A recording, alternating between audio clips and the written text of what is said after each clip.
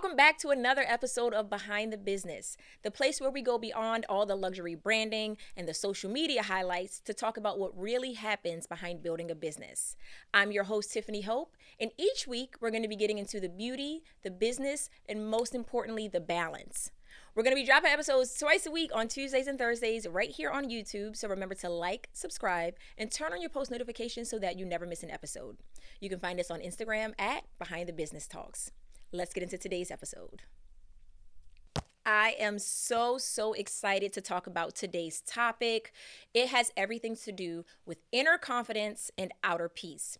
Today's topic is definitely something that might be a little bit sensitive for the girlies, but we're all in this together.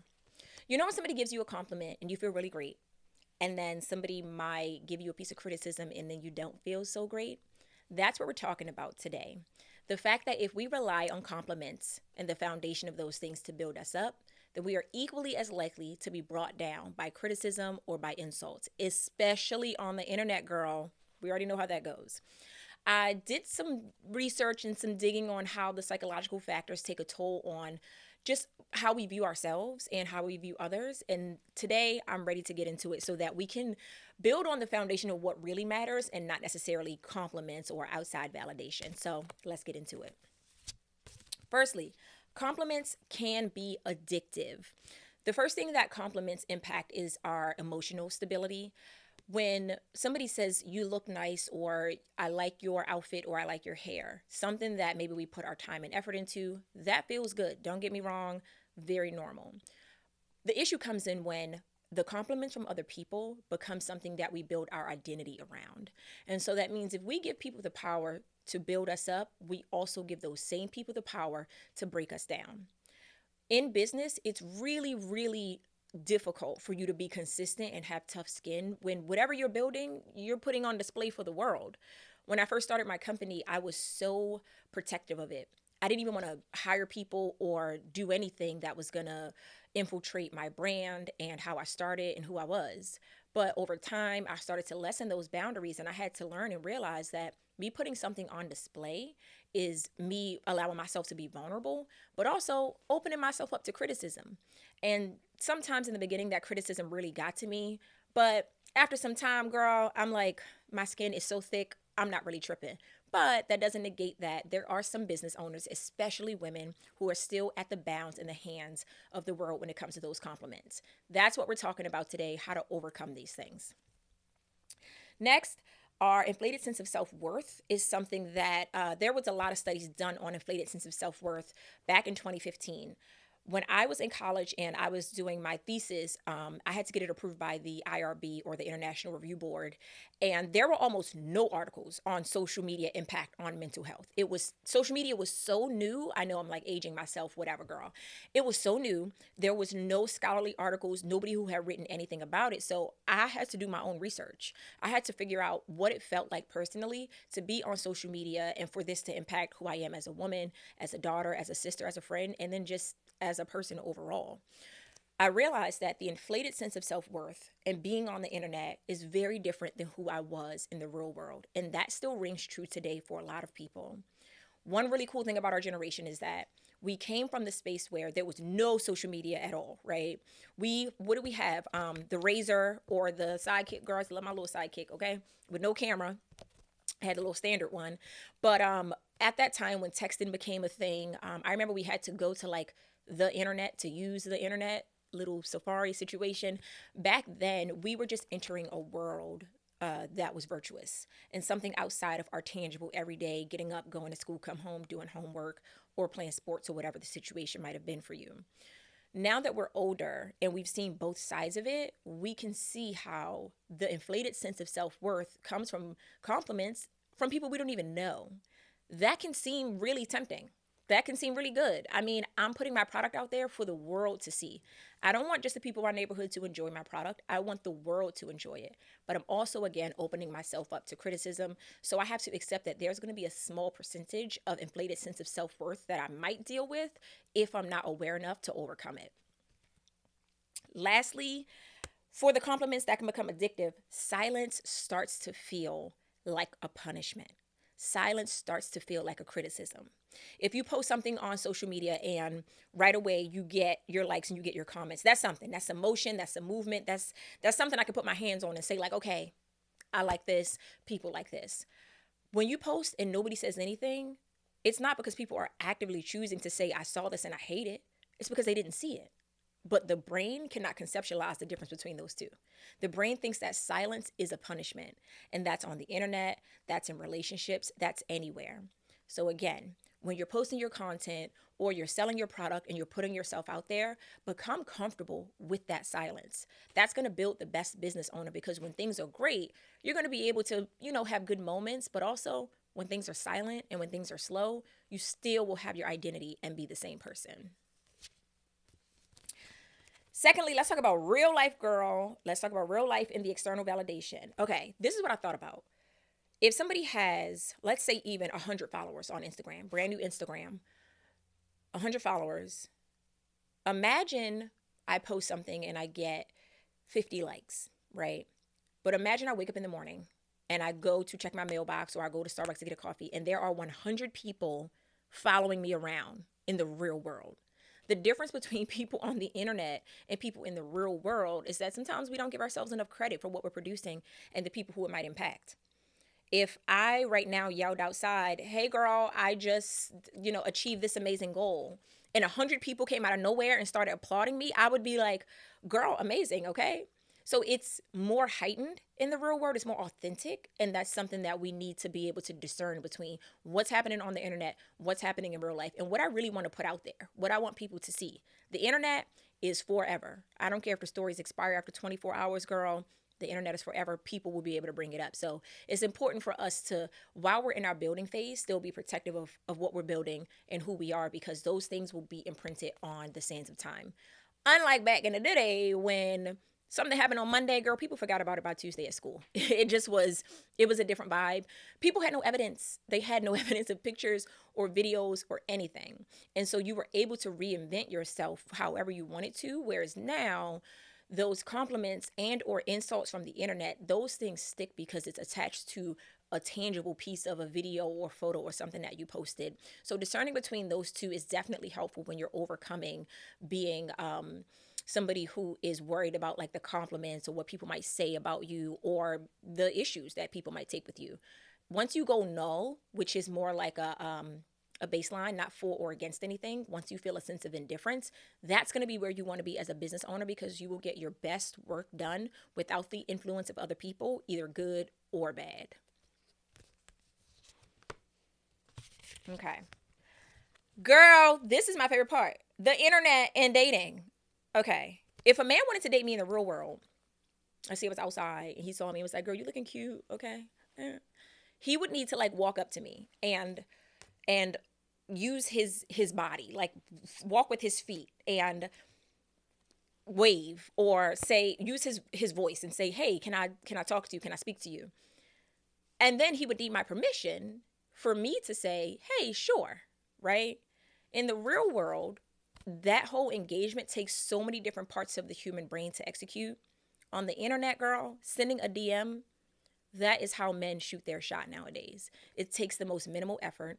It is something that somebody looked at your profile and gained all these things about you instead of being actively curious to get to know you. So your self-worth coming from a DM from a guy, it seems that because these things are immediate, that's something that feels more valuable. But let's take a step back and think about the real world. Let's think about real people in the real world. Somebody who had enough courage to come up to you and speak to you, or you having enough courage to go up and speak to somebody else. Sending a DM and closing your phone is not the same as approaching somebody who you want to strike up a conversation with. Because on a DM, I could just send it, then I could just close my phone and I'm out of there. In the real world, if somebody walked up like, hey, and then just bopped off, I would be like, girl, like what is going on here, right? Very different vibe. And because of that, sometimes we can get confused between somebody's intention or their attention. Again, that's something else that could feed our egos. It could feed our confidence. It could feed a lot of different things. If we're not careful, we can get caught up in the DMs and the praise online and not realizing that there is no equal value to living in the real world.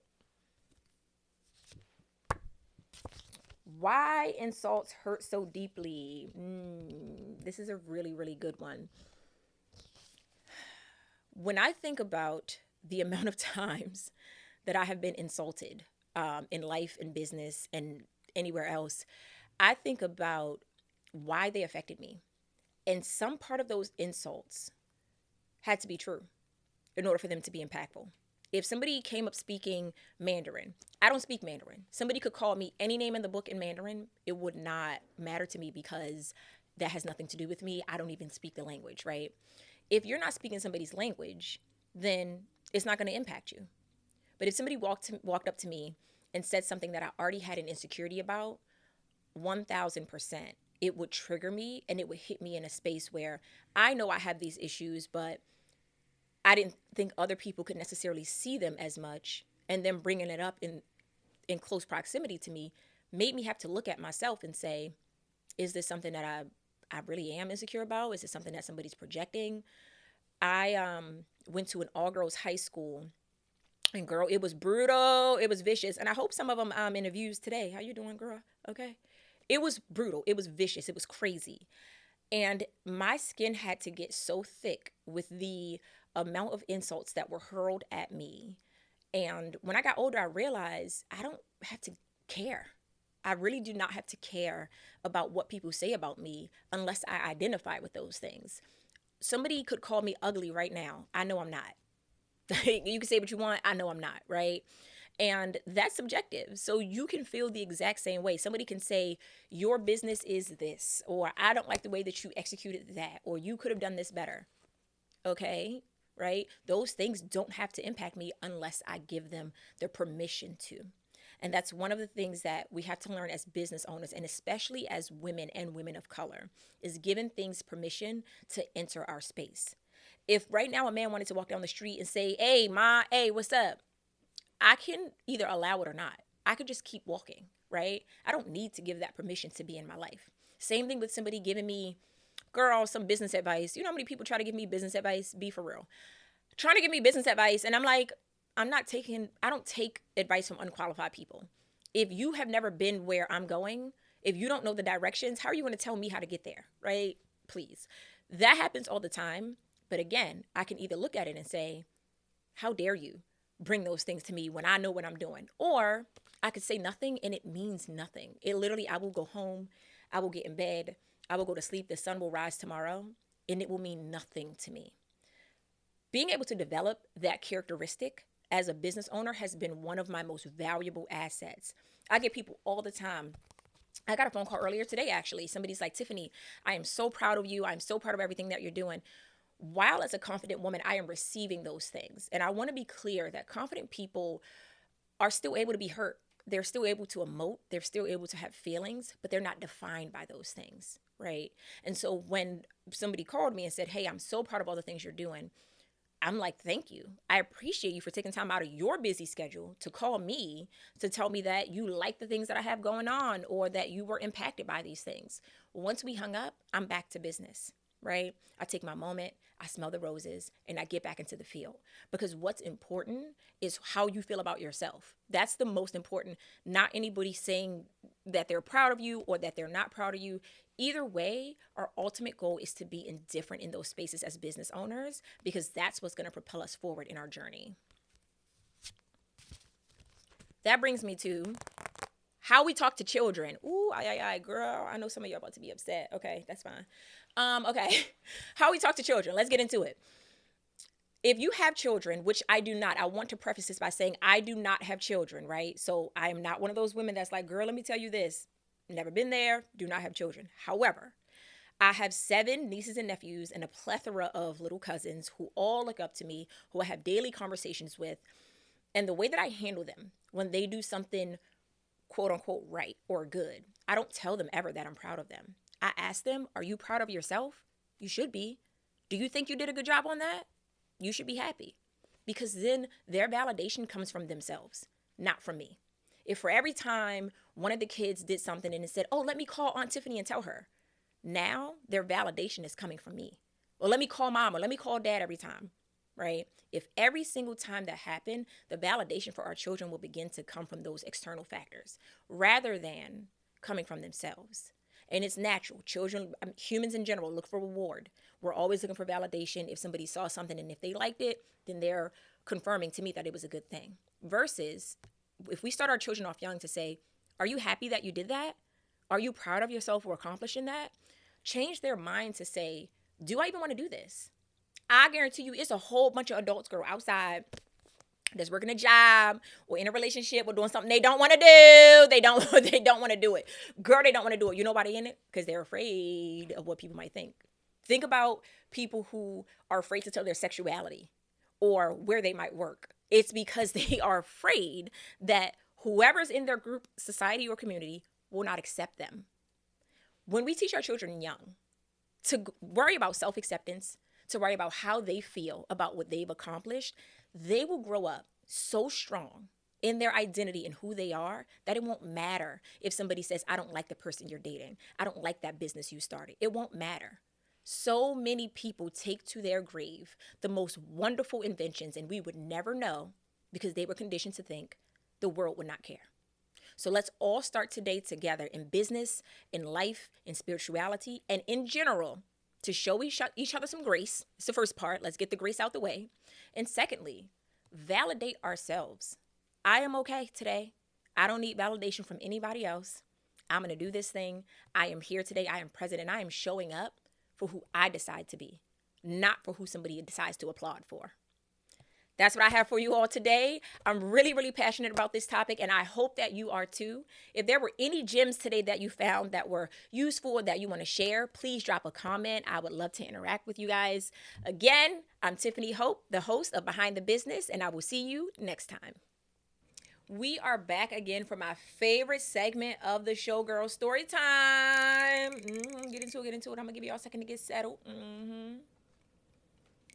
Girl, okay. So we just were talking about how if we allow somebody's compliments to build us up, then we also will be susceptible to their insults or their criticisms bringing us down. I want to share with the community a very vulnerable story that I went through when I was in high school. I went to an all-girls high school, and it was predominantly African-American girlies. And some of them today have been some of the most amazing women that I had the fortune to meet. Even our set design is done by Mariah Jones. She is also a Western Dove, class of 2010, okay? One of the young ladies who was really nice to me. Mariah was amazing. However, there is a flip side to that coin. Before I even thought about starting a business, I was experiencing things that were going to serve me in life that at the time I didn't know I was going through them for a reason. And then it became very clear to me why I had gone through those things, however unfortunate. So around my senior year, they had senior superlatives, which is like most likely to succeed or most likely to marry a rich husband and all those different things. And the student body of 17 and 18-year-old girls voted me most conceited. And the school allowed that, which, by the way, I got smoke for y'all at the school. Because 17, 18 of y'all allowing this is crazy, but okay. So I took it with pride. There was something in my heart and in my gut that knew, even though these girls are some haters, right? I'm going to use that as a stepping stone. I'm going to allow this to be a teaching opportunity to develop thick skin. I didn't know what I was developing thick skin for. I didn't know why that needed to be my journey. I don't know why the girls was haters. Okay? If I'm confident in myself, why do you care? Wow, tell me now. Raise your hand right now and tell me why you care. That I think I'm cute. Okay? Being cute, still cute. Okay? So I already knew that at a young age. I already knew I was cute. And the girls didn't like that. The girls didn't like that I had this confidence. So really, what should have been most confident was mislabeled as most conceited. Nonetheless, girl, we're at this senior banquet, and they're calling out all these superlatives. One of them actually was most likely to intimidate her husband. Bro, now that I think back, who even approved these for 18-year-olds? I don't know. This is where we were, though. They call me for most conceited. And they say, and most conceited goes to. And all the girls are mumbling, Tiffany, it's Tiffany, it's Tiffany. There was this burning feeling, like in my gut, sitting in the auditorium. Like, the first time I really felt hate from other people, the first time I really felt like they could have demonized me for doing something that was very natural to me, which was bigging myself up, thinking I was the best thing since sliced bread, which I am, right? We all are. You are also the best thing since sliced bread. You are also the Beyonce of the group. You are also the Kim Kardashian of the family. You are the Tiffany Hope, okay, girl, right? Like, we all can just believe in ourselves and believe that we're that person. My mom instilled that in me when I was very young. And the time where my mom comes from is really closely aligned to colorism. And there were people in my mom's family who were of lighter shades, who they compared my mom to. And when my mom had me, a woman of a lighter shade, my mom made sure I had the proper education to understand the difference between what people were saying to her as a young woman and how she raised me. And so my mom raised me in a confident space, no matter my complexion. I remember my mom telling me, like, I am great, I am beautiful, I'm all these things. Just because y'all mama wasn't telling y'all don't mean y'all get to run up to the school and try to say that I'm conceited, girl, because I wasn't. Maybe your mama should have told you that. I don't know. So anyway, we get to the point where they, and most conceited is, and they're like, Tiffany Hope, it's Tiffany. Girl, when they called me, Western girls, get in the chat now. When they called my name for that award, the girls booed. Thumbs down, bro. They booed me. Are you crazy? They booed me. I feel like it was just yesterday. I get on stage and I start to yap and like, yeah, y'all some haters, this and that. Imagine that stress on an 18-year-old brain. Imagine having to go against an entire student body of women or girls at the time who labeled me as conceited because my mom made sure my skin was thick and she made sure I believed in everything that I wanted to do. And I will tell you here, right now, today, as one of the most successful women who I personally know, myself, I would not change that for the world. And all of our daughters who are out there, who go to Western or any other school, girl, you are everything. You are. And don't let anybody tell you that you're not. Because if I allowed those girls to take a toll on my self-esteem, if I allowed those girls to tear me down in any given situation or circumstance, who would I be today? Who would I be today having fought against so many different statistics about the world and black women if I allowed those women to get me down? I am who I am today because of that experience. I'm glad. At the time, I couldn't see it, but I'm like, I'm glad, girl. Now they follow me on Instagram, girl. Low key, they asking for jobs. I don't know if we want to keep that in there or not, but they are, okay? The girls is asking for job applications after you was a hater in high school. But the point is this. I never allowed those women to tear me down, but also, equal and opposite, people are not allowed to build me up with their words.